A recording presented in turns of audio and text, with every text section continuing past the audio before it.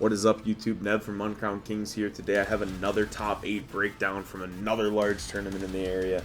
Top Table Gaming threw out another banger. This time, instead of it being Case of Phantom Nightmare, it was a Anotherverse Dragon for first place. Last year's YCS prize card.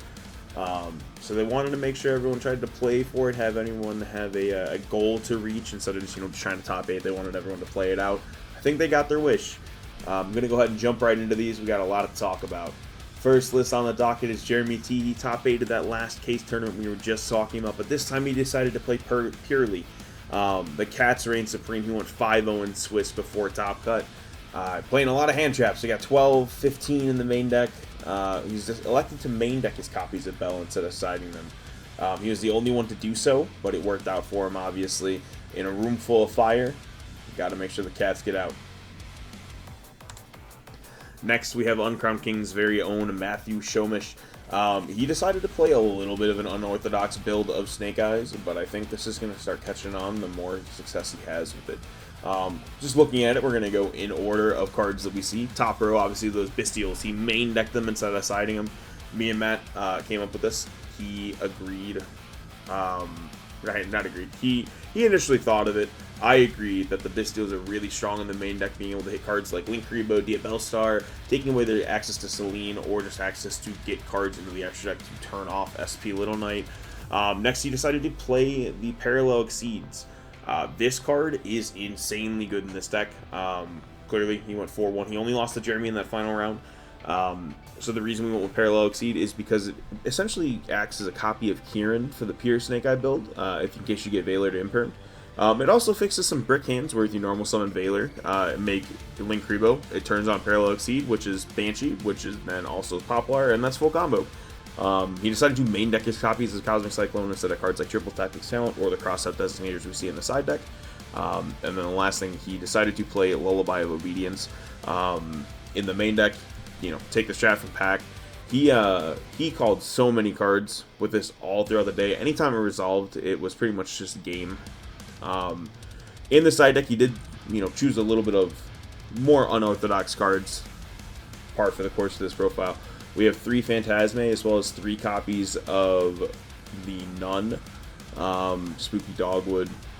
He's the only one playing Spooky Dogwood, I believe. It worked out for him at some point. I think we were talking and testing. He hit someone with it game 3. There was like 18 minutes left on the clock. They had to keep going, and he pretty much got like 55k life and then just decided to kill him on the crackback. Moving on, we have our first Fire King Snake Eye list. This is Ben or Aaron Brown.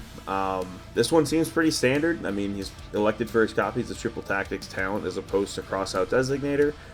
Whichever one feels better on the day, really, but, congratulations. Next up, we have Vincent H. from our friends over at Interstellar. He decided to play Pure Snake Eye this time around. He was one of the finalists for the Anotherverse Dragon. Again, pretty standard. He's maining 2 copies of Moonlit Chill as well as the 3 copies of Designator. He is siding the 1 copy of Talents and maining a copy of Talents. Personally, I really like that choice, and obviously it was pretty successful for him. In the side deck, we see 3 copies of Solemn Strike. Very strong card, very underrated card, and not a lot of people are preparing for it. And then we're probably noticing a running theme at this point. 3 out of these 4 decks that we've shown so far has run Summon Limit. That's going to continue. Next up, we have Gavin C. playing Cash Tira. This is our only shifter deck that made top cut. On one hand, I personally really like Cash Tira as a deck. On the other hand, I'm really happy to see Shifter get kind of tossed out in Swiss. He decided not to play Effect Valor. He decided to go with 3 copies of Moonlit Chill, likely because Valor has to go to the graveyard. Moonlit just kind of has to be discarded. And then he is our second player playing 3 copies of Dimensional Fissure in the side deck. Next up, we have Andrew W. playing Volcanic Snake Eye, also from our friends over at Interstellar. First off, I want to say I hate you, because the 60 card list, while it is insanely cool, screwed up my entire template. Getting that out of the way because it doesn't really matter that much. We have a 60 card Horus Volcanic Snake Eye. He's been playing this since Age of Overlord came out. He's been putting in countless hours. He just got 9th in Columbus. I have a feeling he's going to do better at South Park, Pennsylvania in the next upcoming weeks. I'm going to leave this list up for a couple more seconds because this is honestly cracked. It's 60 cards. I don't even know where to start. You have your Snake Eyes, you have your Volcanics, you have your Horus Engine. In the side deck, he decided to go with an additional Bestial with Baldrake and decided his copies of Lullaby of Obedience. I think given a do-over, he probably would have made them. Next, we have David V playing pure Snake Eye. He top-8'd the last case tournament as well with his teammate Jeremy. This time he decided to play 3 copies of Moonlit Chill and 1 copy of Drone Lockbird. One thing we're going to notice throughout the rest of this is the drop-off of Drone Lockbird. It went from being one of the most, if not the most played hand trap in the previous case tournament to one of the least now. Moonlit Chill is probably already outperforming it in the main deck. It's honestly just probably going to keep going that way. It seems like it is a not great hand trap against most of the Snake Eye decks because they know how to play around it at this point, and they can still put up a pretty menacing board. And it's only good turn 0 on your opponent's turn. It just leaves a lot to be desired as opposed to other hand traps. Now, one thing I do want to talk about in his side deck, he was playing 2 copies of Bestial Saronir. If I had to guess, it's because he didn't have access to a copy of Magnamut as well as another copy of Druid Worm. I didn't get a chance to ask him, but if I had to guess, that had to have been it. And last but not least, we had Michael J., our other finalist for the Anotherverse Dragon, playing Snake Eye Fire King. He was super excited to see Purrely in Top Cut because he played into it first, and he sided Crow, and he specifically said, I'm going to respect that deck. It obviously worked out for him. He took out the first seeded Swiss in the top 8 round. Congratulations again, Michael. I'm going to go ahead and leave the list up for a couple seconds because this is pretty standard. There's nothing really crazy to talk about. The only thing I can really think of is the 2 copies of Anti-Spell. I believe he's our only player playing Anti-Spell, and it clearly worked out for him.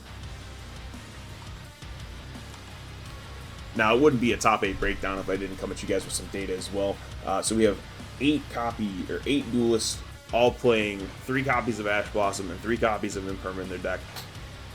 Nib is going to be a little jointed because 7 players main decked it 3 copies of it. The only person who didn't was Matt. Matt sided 2 copies of it. Valor was in 5 different lists in its max capacity. Talents was probably in around 4 or 5 lists, but in different numbers, like a 1 of or 2 of. Mourner come down to 1 per deck. Drone Lock 0.875 per deck, and Ghost Bell 0.375 per deck in the main deck. You're going to see a lot of these things kind of change when we get to the side deck numbers, where Bell's going to go up, as well as I honestly believe Mourner should go up as well. Perfect. So our next side is going to be our side deck version of it. So this Cosmic Cyclone is going to be a little jointed as well. Matt kind of throwing off the entire curve. He decided to main deck his copies of Cosmic instead of siding them. All 8 players played some copies. There's 3 copies of Cosmic Cyclone somewhere in their list. Summon Limit was in 6 out of 8 players' side decks. I believe the only people who didn't play it were Kashtira and Purrely. So if we're looking at a fire deck, the fire decks had 100% Summon Limit rate. Ghost Bell was in 11 copies throughout 8 decks. Crossout was in 9. Drone Lock was in 8. Druisworm was in 5. Again, Matt throwing off my curve because he decided to main deck his 3 copies. It would put it right at their withdrawal. And then D-Fissure, I unfortunately do have a little bit of a typo here. It was actually in 6 slots. Both Jeremy and Gavin sided 3 copies of it. But there we have it. That is going to do it for me. We have our top 8 breakdown of this previous Anotherverse Dragon tournament. I want to take this time to say thank you again to Top Table Gaming for throwing off another banger. We do appreciate it. And thank you again for letting me get the deck list for it and publish them. Wouldn't be able to do half of this stuff without you guys, so I'm forever grateful. But that is going to do it for me.